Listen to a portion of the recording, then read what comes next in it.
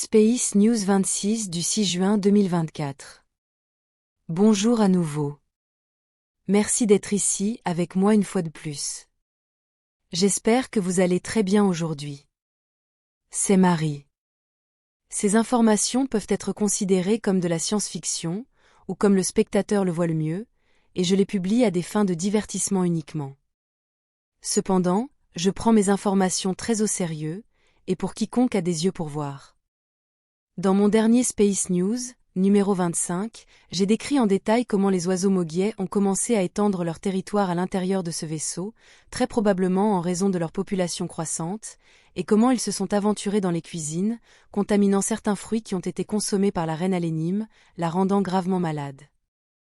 Ceci m'amène à cette édition des Nouvelles de l'espace, numéro 26, dont la première partie est la suite du numéro 25.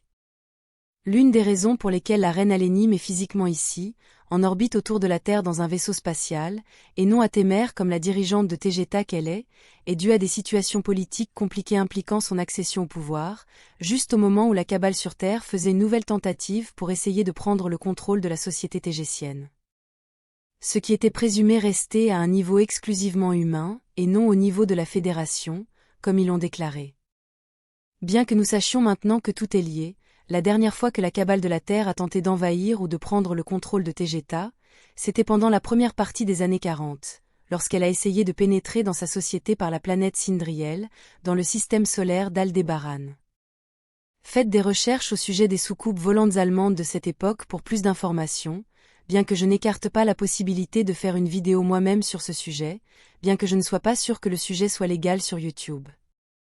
Cela signifie que la reine Alénime se sent beaucoup plus en sécurité ici, dans sa forteresse en orbite, que chez elle, ou même si elle a le taux d'approbation le plus élevé de toutes les reines tégétiennes connues, quelque part autour de 98%, elle sait qu'elle s'est fait beaucoup d'ennemis, y compris certains sont soupçonnés d'appartenir à la Fédération galactique.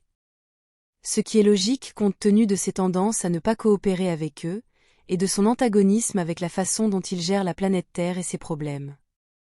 La grande cabale de la Fédération galactique, pour l'appeler ainsi, ne l'aime pas beaucoup, car elle a également convaincu l'ensemble du Conseil d'Alcyone, qui supervise tout le système stellaire des Pléiades M45 et toutes ses cultures, de prendre une position antagoniste contre la Grande Fédération, en raison de ses intentions obscures et de sa gestion peu éthique de la planète Terre et de ses problèmes. En outre, elle a également signé de vastes alliances de coopération, y compris militaires, avec le Grand Conseil d'avion du conglomérat félin Urma, qui s'est avéré être un gros problème pour la Fédération galactique en raison de leur caractère difficile, désobéissant, fier et non coopératif des félins.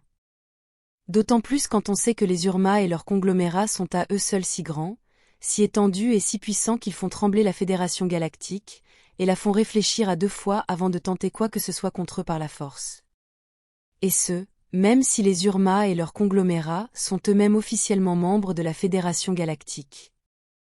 Ce que je veux dire, c'est que la reine Alénime, bien qu'aimée et très populaire auprès du peuple de Tegeta et du reste des Pléiades, de ses gouvernements et de ses cultures, a de nombreux et puissants ennemis, et donc un acte criminel concernant le fait qu'elle soit tombée malade n'est pas à exclure.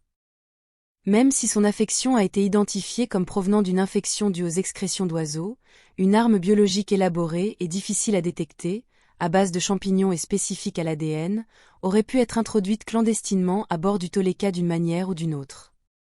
Peut-être lors des récentes célébrations et des événements médiatiques qui ont eu lieu ici, allant à l'encontre des règles strictes de sécurité d'Alénime, concernant l'accès à bord de ce vaisseau, car il y avait trop de monde.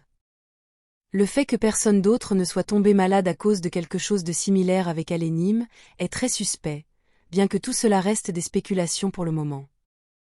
La bonne nouvelle, c'est que la reine Alénime se sent beaucoup mieux maintenant, qu'elle recommence enfin à manger et qu'elle fait de courtes promenades toute seule, et sans assistance. Donc au cas où il s'agit d'une attaque préméditée contre son intégrité, ils ont échoué. Mais même si ce ne sont que des spéculations éclairées, s'il s'agissait effectivement d'une attaque, je serais également en danger, je serais également une cible, comme mes amis du CIC l'ont fait remarquer hier, parce que je poursuis et continue avec les mêmes façons de penser et d'agir que la reine Alénime, en tant que son héritière officielle. Et aussi parce que je deviens une nuisance pour la Fédération galactique et ses multiples cabales, y compris celle de la Terre, à cause de mes propres actions et opinions, y compris ce canal de communication direct et manifeste avec les habitants de la Terre, sans intermédiaire. Cela signifie que, conformément aux règles de sécurité tégésiennes imposées par la reine Alénime elle-même, deux reines ne peuvent, ni ne doivent se trouver sur le même vaisseau, en raison du vieux principe selon lequel il ne faut pas mettre tous ses œufs dans le même panier. Cela signifie que soit la reine Alénime, soit moi-même, sera transférée sur l'un des deux redoutables vaisseaux de combat de classe Alcyone, également en orbite basse de la Terre, d'où elle ou moi ferons notre travail. Qui sera transféré n'a pas encore été décidé, mais dans le cas où ce serait moi, ce qui est l'hypothèse la plus logique, il se peut que je doive renoncer à télécharger une ou deux vidéos sur ma chaîne YouTube pendant que je déménage sur un autre vaisseau, même si je ferai de mon mieux pour que ce ne soit pas le cas. Le fait qu'Alénime soit tombée malade m'a obligé à assumer ses rôles et son travail de reine par intérim, bien plus tôt que je ne m'attendais à ce que cela se produise. Il est dit que l'on n'est jamais vraiment prêt à assumer de grandes responsabilités, alors on doit simplement se jeter à l'eau et faire de son mieux, comme j'essaie de le faire moi-même. Je sais que je suis jeune et que j'ai besoin d'apprendre beaucoup avant de pouvoir prendre de grandes décisions sans surveillance, mais pour l'instant, plusieurs conseillers travaillent avec moi et me soutiennent, y compris Athéna Soarou, Alénime elle-même et mon équipe de soutien du CIC, envers laquelle je n'ai rien d'autre que de la gratitude, car ils ont été mon aide et ma conscience au cours de mon enfance difficile. Même si ces derniers jours, la charge de travail que je dois accomplir en remplaçant Alénime est plutôt légère, j'ai déjà signé un traité de coopération avec le peuple Moluse Maya des Pléiades. Tout ce que j'avais à faire était de signer, car Alénime avait déjà mené toutes les négociations, mais pour moi, ce fut une expérience formidable et éprouvante, comme je l'ai décrit en détail dans ma dernière vidéo d'actualité spatiale numéro 25. Comme je l'ai promis dans cette dernière vidéo, je vais maintenant décrire la nature du traité. Tout d'abord, il ne s'agit pas d'un traité révolutionnaire, car il peut être considéré comme une affaire courante lors d'une journée de plus au bureau d'Alénime, car elle en signe parfois plusieurs par semaine, mais il était très important pour moi. Le traité est simple, il s'agit d'un accord de coopération agricole, où l'excédent de production d'agrumes, principalement de citrons, de mandarines et d'oranges, cultivés et récoltés sur tes mers, sera donné aux Mayas en échange de leur excédent de production de céréales de base, telles que le maïs, le riz, l'avoine, l'orge et le coton, ainsi que d'autres graines de la famille des haricots. Ce qui sera envoyé à l'autre civilisation ne sera que le surplus de production de chacun, sans gêner ni aller à l'encontre des besoins de la population de l'une ou l'autre planète. Tegeta produit trop d'agrumes, dont la plupart sont laissés à l'abandon et pourrissent, même si les Tégésiens en mangent autant qu'ils le peuvent, et les Mayas ont trop de céréales et de coton, qui sont également gâchés, c'est donc un accord équitable.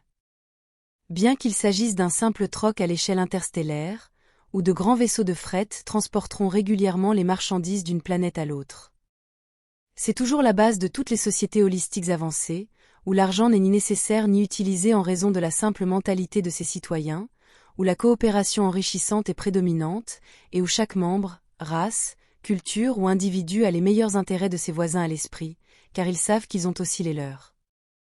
Et nous voulons semer cette mentalité sur Terre du mieux que nous pouvons, et par tous les moyens possibles, y compris avec cette chaîne YouTube, et celle de Robert Egossia, et le projet Second Contact, entre autres. Ce sera tout pour aujourd'hui. Comme toujours, je vous remercie d'avoir regardé ma vidéo, de l'avoir likée, de l'avoir partagée et de vous être abonné pour en savoir plus. Et j'espère vous voir ici la prochaine fois. Avec beaucoup d'amour, votre amie non humaine. Marie Soarou.